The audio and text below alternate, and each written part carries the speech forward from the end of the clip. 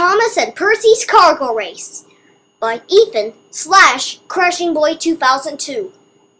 Early one morning on the island of Sodor, Sir Topham Hatt came to the yards. Thomas and his best friend Percy were preparing for a busy day. Thomas always worked very hard. He was very proud to be a very useful engine. Percy was a new tank engine.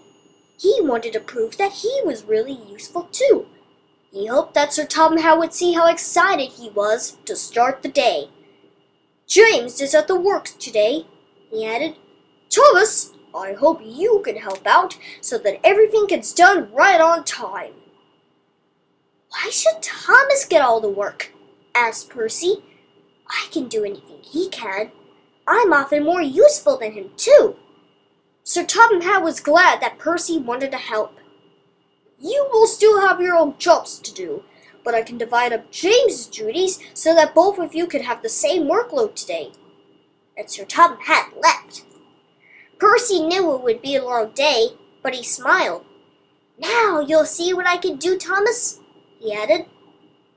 Thomas was used to long days. "Percy, this might be too much work for you," he teased. "You should let me do more." "Pah!" he puffed. "I'll race you then.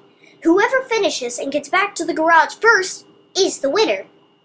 "There's enough work for everybody," grumbled Charlie. "Why don't you two get started?" With a toot and a peep, Thomas and Percy left the station side by side.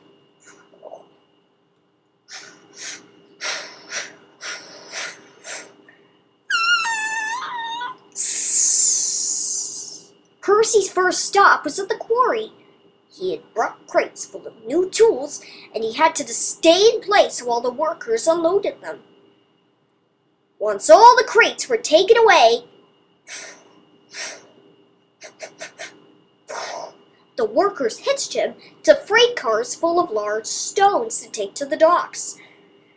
Percy knew that really useful engines were supposed to be good at waiting, but it was difficult for him to be patient. "Please hurry," he told the workers. "I don't want Thomas to get ahead of me." While Percy was at the quarry waiting for his stones to be hitched, Thomas meanwhile was running his branch line. He moved from station to station, and Annie and Clarabelle started to get lighter and lighter. "I think I'm pulling ahead of Percy already," thought Thomas. Along the way to his last station, he saw Percy, who was going to the docks with stone from the quarry. "Aha! There you are, slow coach!" he called to him.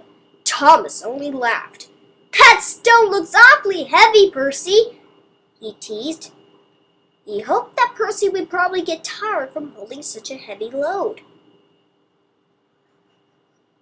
Thomas didn't have as much time to rest as Percy, but he also didn't have to carry as much weight. His second job was to deliver a brand new fire helicopter to Sodor's fire station. Thomas was not a very patient engine, but he knew it would do no good to win the race if he didn't do his job just right. "The other little engines will play jokes about me forever if Percy wins," he thought. He knew that he would have to go extra fast to his next stop.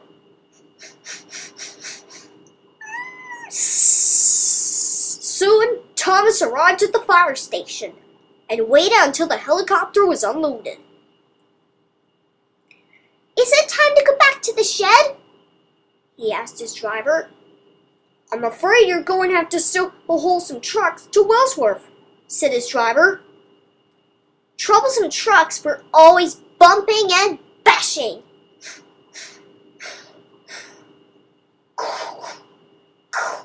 Thomas had to work hard to keep them in line. "Don't you guys try anything funny," he snapped as they left the station.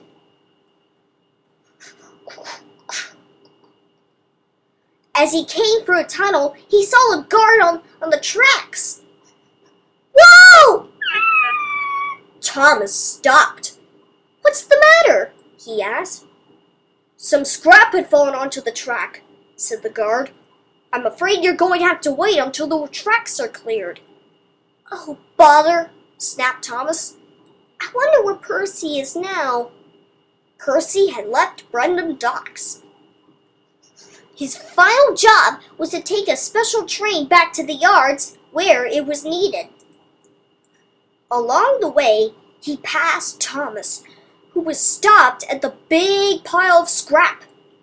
Poor Thomas, he called to him as he passed by. It looks like you are stuck. Up ahead, Percy saw the winding track ahead, but he didn't want to slow down and risk losing the race. Slow down, Percy, called his driver, but it was too late. As Percy took a turn around a sharp bend, he knocked himself off the track. Now he had to wait for help. Thomas will get ahead for sure, he thought. Meanwhile, Thomas was having better luck. The rocks had been cleared, and he was almost done with his last job of the day. Meanwhile, Percy had just been put back on the track. I'll take the rest of the path slowly, he said. If I'm way more careful, I still might be able to beat Thomas. Meanwhile, Thomas was having some difficulties with the trucks. They made him go faster than he wanted to. But his brakes were strong, and he was able to stay on the track. Once the trucks were unhitched from him, he sped away to Mario's garage. I hope Percy isn't there yet, he thought. The sun was nearly setting by the time Thomas returned. Mario, he asked, is Percy already here? No, said Mario. I haven't seen your friend yet. Thomas smiled from buffer to buffer. I did it! I beat him, he whistled. Percy arrived only a minute later. When he saw little Thomas whistling happily in the shed, he frowned. He had really wanted to beat him. Thomas saw his sad expression. He knew that he would have been sad if he had lost, so he decided not to brag. That was a close race, he added. You won fair and quick, said Percy. But I'll beat you tomorrow, he added. Thomas laughed. We'll see about that, Percy,